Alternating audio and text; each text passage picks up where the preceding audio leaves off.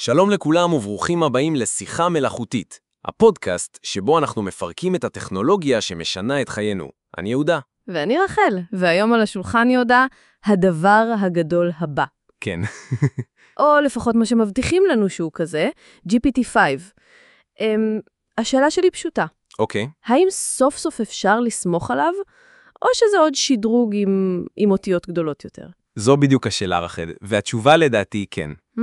אנחנו עדים לקפיצת מדרגה אמיתית. זה המעבר מסטודנט מבריק, אבל אתה יודע, קצת חפיפניק, אוקיי. לשותף בכיר שאפשר להפקיד בידיו פרויקט קריטי.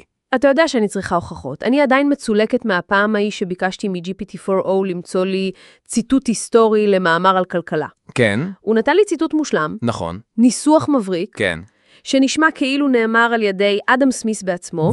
וזה היה שקר מוחלט. הוא פשוט המציא אותו מאלף עד תף.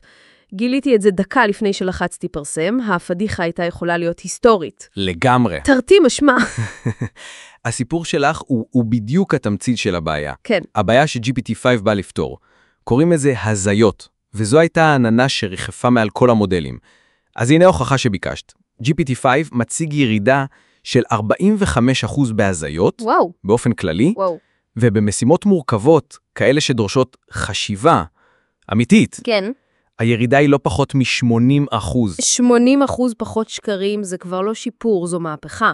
אבל איך? מה המנגנון שמאפשר קפיצה כזאת? אז זהו שהמנגנון הוא החידוש המרכזי, והוא אלגנטי להפליא. קוראים לזה המערכת המאוחדת. תחשבי על זה כמו בדגמים קודמים כמו GPT-4o. אוקיי. תמיד הייתה תחושה שיש מאחורי הקלעים כמה מנועים. מנוע מהיר לתשובות פשוטות, נכון. ומנוע כבד למשימות מורכבות. כמשתמשת, לא תמיד ידעת מה את מקבלת. זה קצת כמו לנהוג ברכב עם גיר ידני, אוי, לא. ולא להיות בטוחה אם את בהילוך הנכון. ואני, שכל חיי נוהגת רק על אוטומט, לגמרי מבינה את התסכול. אז מה שהשתנה? עכשיו זה גיר אוטומטי חכם. המערכת מנתחת את השאלה שלך בעצמה, בעצמה. ומכוונת מיד את התחומה. אם תשאלי מה בירת אוסטרליה, תקבלי תשובה מיידית. אבל אם תבקשי, תכנני לי מסלול עסקי ל3 ימים בסידני, אוקיי. שכולל פגישות, זמן נסיעה משוער בין כל יעד, והמלצות למסעדות לארוחת ערב עם לקוחות, אז המערכת תגיד לעצמה, אוקיי, זה דורש עבודה. וואו. ותיכנס למצב חשיבה. את כבר לא צריכה להתעסק בזה, זה פשוט עובד. אוקיי, זה מוריד ממני המון עומס קוגניטיבי, אני אוהבת את זה, אבל, וזה אבל גדול, כל היכולות המדהימות האלה, במיוחד האינטגרציה העתידית שכולם מדברים עליה, עם הג'ימייל והיומן, נכון. זה לא חוצה גבול מסוים? את נוגעת בנקודה הכי חשובה. כן. זה השלב הבא באבולוציה. כן. והוא מעלה שאלות עמוקות. היכולת של המערכת לומר לך בבוקר, בוקר טוב רחל. אוקיי. אני רואה שיש לך פגישה ב-11 בתל אביב, כן. אבל אפליקציית הפקקים מראה תאונה באיילון, אז כדאי שתציא ב-10 ולא ב-10:30.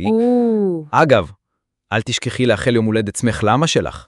ראיתי מייל תזכורת מלפני שבוע, זה מדהים ומצמרר בו זמנים. מדהים, בדיוק. זה הרגע שבו הכלי עובר מלהיות יודע הכל, כן. להיות יודע הכל עליי. נכון. גבול בין עוזר אישי למרגל אישי, נכון. מתחיל להיות דק מאוד. וזו רחל הנקודה המושלמת לעצור ולהעביר את השאלה אליכם, המאזינים. המהפכה הזאת היא לא רק טכנולוגית, נכון. היא אישית ופילוסופית. ועכשיו, הנה שאלה שהיינו רוצים שתחשבו עליה עד הפרק הבא. מהו הקו האדום שאותו לא תהיו מוכנים שהבינה המלאכותית תחצה, גם תמורת נוחות ויעילות מקסימלית? תודה שהאזנתם לשיחה מלאכותית. נתראה בשבוע הבא.